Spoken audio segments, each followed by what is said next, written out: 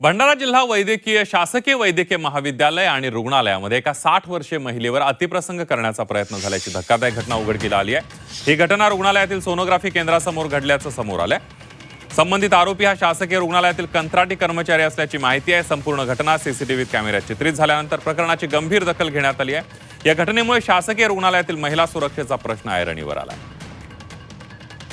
7च्या आसपास हा इन्सिडेंट झालेला आहे, ज्यामध्ये आमच्या एक बाह्यस्रोत कर्मचारी आहे जो हॉस्टेलला काम करतो, आमच्या मुलांच्या हॉस्टेलमध्ये काम करतो, तो परिचर म्हणून।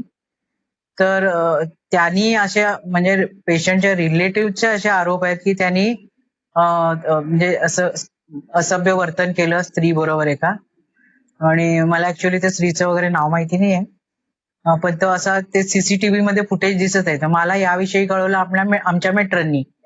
मग नंतर रिलेटिव्हने त्यांना पोलिसांना पण कळवलं वाटतं, त्यांचे तेही रिलेटिव्ह खूप आले आणि तेव्हा पोलीस केस झाली।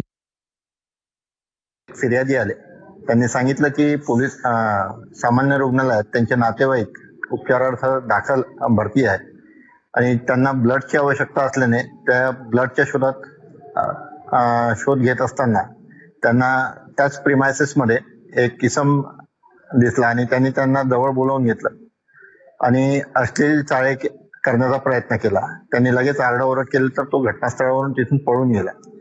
परंतु त्यानंतर मग आम्ही लगेच तिथले सीसीटीव्ही फुटेज तपासले आणि तेथील लोकल स्टाफच्या मदतीने आम्ही त्यांचे नाव आयडेंटिफाय केले आणि लगेच आम्ही त्याला ताब्यात घेण्याची प्रक्रिया करून त्याला अटक केलेली आहे।